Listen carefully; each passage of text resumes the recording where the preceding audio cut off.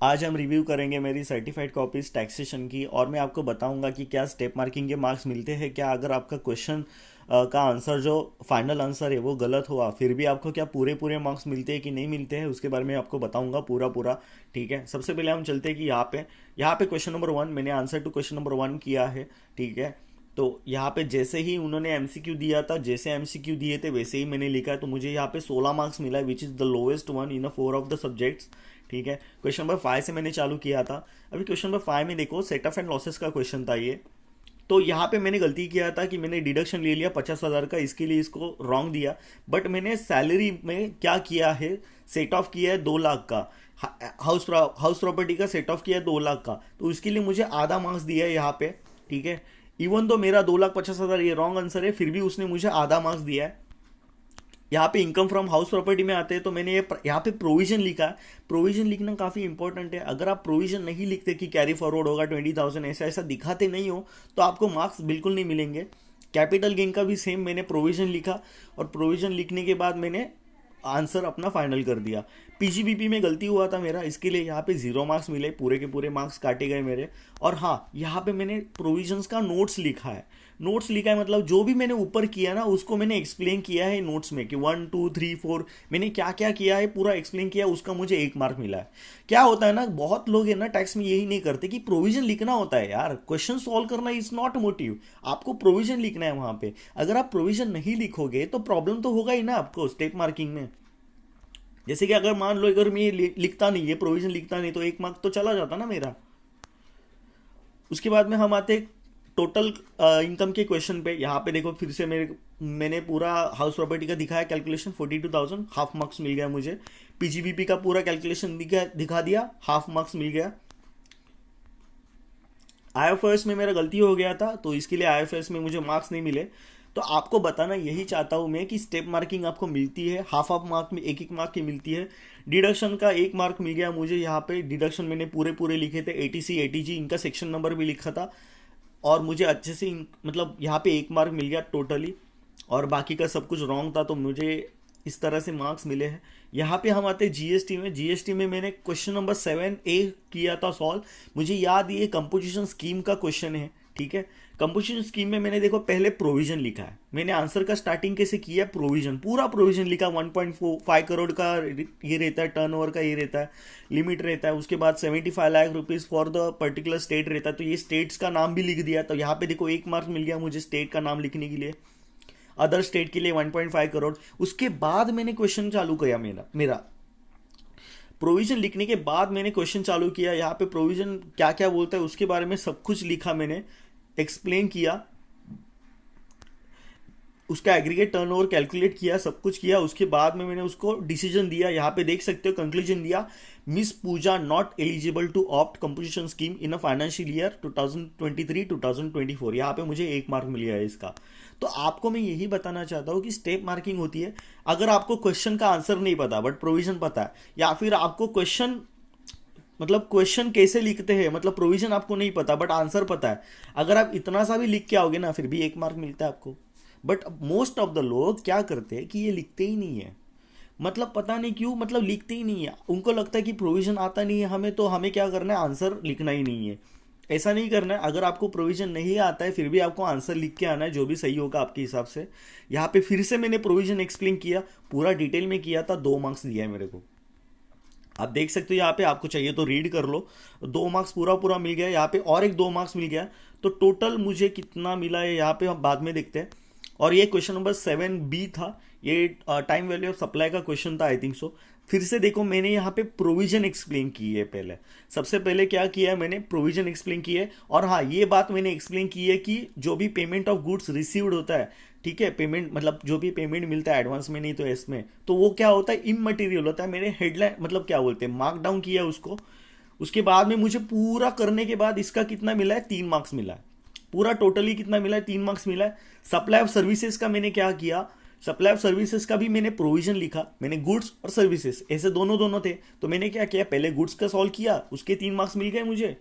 और सर्विस का था तो सर्विस में मैंने थोड़ा गलती कर दिया था, इसके लिए मुझे 0 मार्क्स मिले वहां पे। प्रोविजन सही था बट मेरा थोड़ा गलती हो गया, प्रोविजन में भी गलती हो गया, मैंने सही से प्रोविजन नहीं लिखे थे, इसके लिए गलती हो गया। तो यहाँ पे देखो कंपोजिशन स्कीम में मुझे 7/7 मार्क्स मिले, क्योंकि मैंने कुछ छोड़ा ही नहीं था। और यहाँ पे मैंने टाइम वैल्यू ऑफ सप्लाई का देख सकते हो आप कि किस तरह से फ्रेमिंग की है। पहले प्रोविजन लिखना है पूरा पूरा, उसके बाद में आपका आंसर करना है।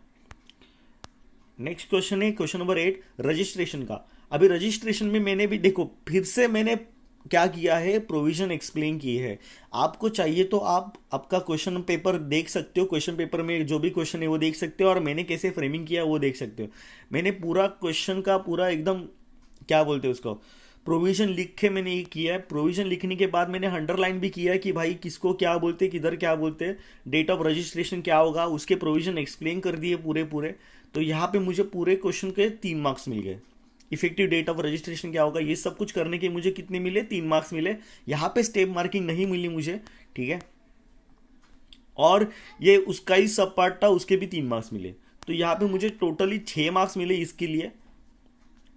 उसके बाद में ये कस्टम का क्वेश्चन था, ये क्वेश्चन मेरे को समझ में ही नहीं आ रहा था। देखो यहाँ पे कस्टम का मैंने सिर्फ इतना ही लिखा, एफओबी का वैल्यू लिखा, फ्रेट का वैल्यू लिखा, लाइसेंस लिखा, फिर भी मुझे देखो 1.5 मार्क्स मिल गया। मतलब 28,500 मार्क्स लिखने के भी मुझे कितना मिल रहा है, 1.5 मार्क्स मिल रहा है। और बाकी का क्वेश्चन देखो, इंश्योरेंस चार्जेस का मुझे paid to insurance India half marks मिल गया उसका। तो बाकी का जो भी क्वेश्चन था वो मैंने गलत किया था, इसकी वजह से मुझे आंसर गलत है। तो यहाँ पे मैंने प्रोविजन लिखने की कोशिश की, बट मुझे कुछ आता नहीं था ज़्यादा, इसके लिए मुझे ज़्यादा मिला नहीं है यहाँ पे।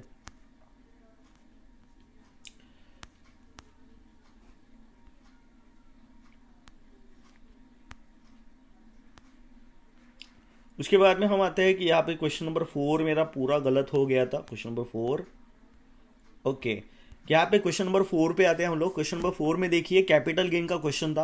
अभी बहुत लोगों को कंफ्यूजन रहता है कि कैपिटल गेन में क्या करना है। यहाँ पे आप देख सकते हो कि इनकम फ्रॉम कैपिटल गेन मैंने लिखा, फुल वैल्यू ऑफ कंसिडरेशन का एक आधा मार्क्स मिल गया, ठीक है, इसका आधा मार्क्स मिल गया। मैंने प्रोविजन एक्सप्लेन किया 110% ऑफ स्टैम्प ड्यूटी वैल्यू, उसका आधा मार्क्स मिल गया। मुझे बात बताओ, मैंने प्रोविजन लिखा है थोड़ा बहुत, फिर भी मुझे आधा मार्क्स मिल रहा है। फुल वैल्यू ऑफ कंसिडरेशन लिखा, फिर भी आधा मार्क्स मिल रहा है। समझ रहे हो बात को? आपको क्या करना है कि स्टेप बाय स्टेप मार्किंग लेके चलना है। यहाँ पे इंडेक्स कॉस्ट ऑफ एक्विजिशन मेरा गलत था, या फिर ये बहुत गलत हुआ था, तो मैं देखता हूँ, दिखाता हूँ आपको मैंने कैसे लिखा था। देखो यहाँ पे नोट नंबर लिखा है मैंने, यहाँ पे नोट नंबर लिखा है मैंने, सब कुछ 54 ईसी का नोट नंबर लिखा है, बाकी का नोट नंबर लिखा है, तो इसके भी मुझे मार्क्स मिल गए थे। यहाँ पे देखो इंडेक्स कॉस्ट ऑफ एक्विजिशन का मैंने फॉर्मूला आई थिंक सो नहीं किया था, आई थिंक सो नहीं, उसका मतलब प्रोविजन नहीं लिखा था। बट हाँ 54 ईसी को मैंने एक्सप्लेन किया था, यहाँ पे पूरा पूरा एक्सप्लेन किया था, उसका मुझे क्या मिला है, आधा मार्क्स मिल गया है। और यहाँ पे मुझे 1 मार्क मिल गया है, पता नहीं किस बात का मार्क्स मिल गया है, बट मिल गया। इंडेक्स कॉस्ट ऑफ एक्विजिशन का 1 मार्क्स मिल गया मेरे को। प्रोविजन एक्सप्लेन नहीं किया था, अदरवाइज मुझे और अच्छे से मिल जाता।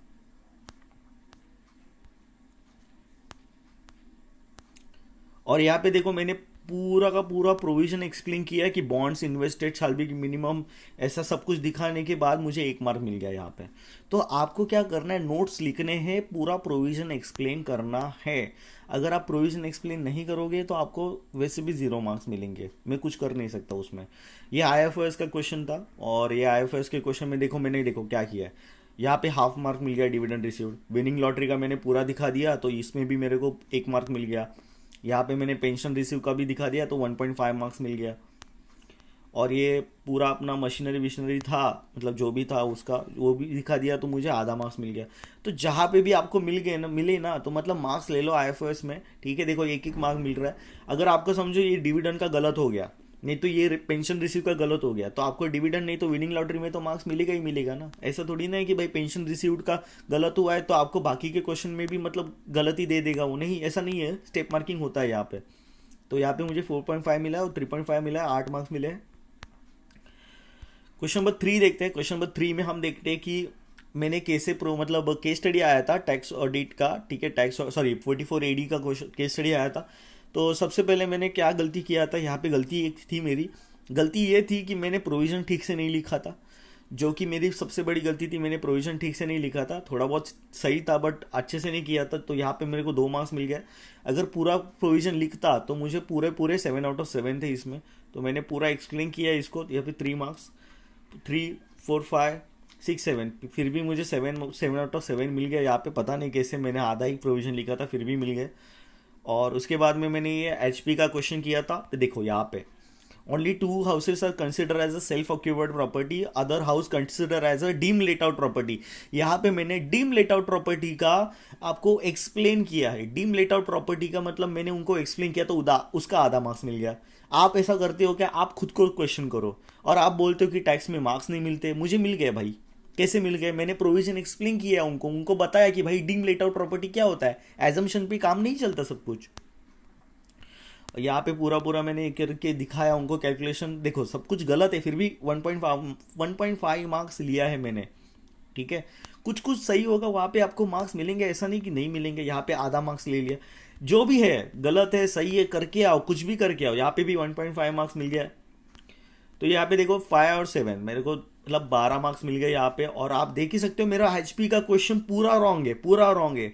आप बोलोगे भाई इसका तो पूरा रॉन्ग है, फिर भी इसको मार्क्स मिल गए, 5 मार्क्स मिल गए।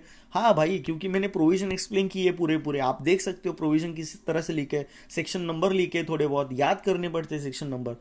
आपको मैं प्रो टिप देता हूँ, अभी मेरा पेपर खत्म हो गया है, आपको मैं प्रो टिप देता हूँ, आप प्रोविजन लिखा करो। अगर आप प्रोविजन नहीं लिखोगे तो आप टैक्स में पास नहीं हो पाओगे, और पास हो भी गए ना तो अच्छे मार्क्स से पास नहीं हो पाओगे, ठीक है।